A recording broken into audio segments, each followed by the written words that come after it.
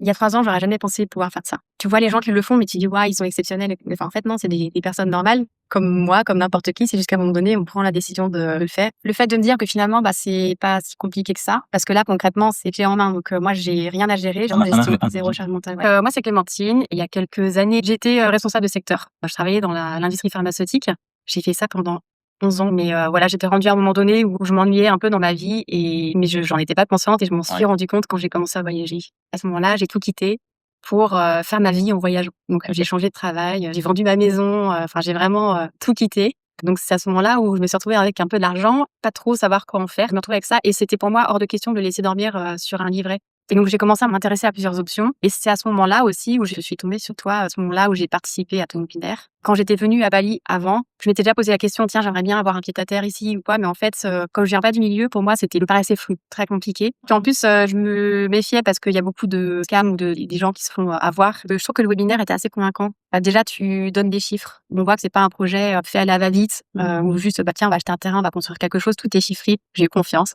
Dès la fin du webinaire, en fait, je savais que je voulais y aller. Donc, ça s'est fait assez vite. Et puis, une fois que j'ai décidé, après, je t'ai juste envoyé un message et puis après, ça s'était lancé. Sur le suivi du projet, on a des nouvelles. Il y a un groupe WhatsApp qui est dédié à ce projet-là.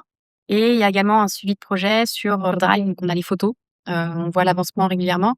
Et également, comme j'ai la chance d'être à Bali, je peux aller voir les chantiers de temps en temps pour voir concrètement comment ça se passe sur le terrain. Ouais, ça correspond bien à ce que j'attendais en tout cas, parce que c'est sûr que quand on investit de l'argent, on aime bien avoir des nouvelles de l'avancement du projet. Non, c'est pas de l'IA. Moi, quand je vais sur le terrain, c'est exactement comme ce qui était prévu, quoi. Et les nouvelles que tu donnes sur WhatsApp ou sur le Drive, c'est ce que je vois moi sur le terrain. Non, sur ce projet-là, les lignes sont respectées. On est même en avance, donc il n'y a pas de souci par rapport à ça. Le fait que tout soit géré, ouais, pour moi c'est très important. J'ai un métier, je travaille, j'ai mon temps qui est pas extensible et je voulais pas me rajouter cette charge mentale. Mais écoute, pour moi c'est une bonne expérience. Je trouve que Gabrielle, même t'es toujours là pour répondre à nos questions, très disponible et réactive, donc ça c'est même très rassurant. Et voilà, j'ai hâte de voir la suite du projet. Il y a un autre projet qui arrive bientôt, donc j'aimerais bien voir si je peux faire quelque chose. Quand le projet en cours sera terminé, après, c'est encore d'autres projets, peut-être réinvestir l'argent et ainsi de suite. Donc, je pense qu'il faut se lancer tout simplement, raisonnablement. Il faut s'entourer des bonnes personnes. Il faut faire bien attention parce que il y a toujours des personnes qui sont pas de confiance. Mais une fois qu'on trouve les personnes de confiance et qu'on est bien entouré, après, faut y aller. Il faut pas attendre.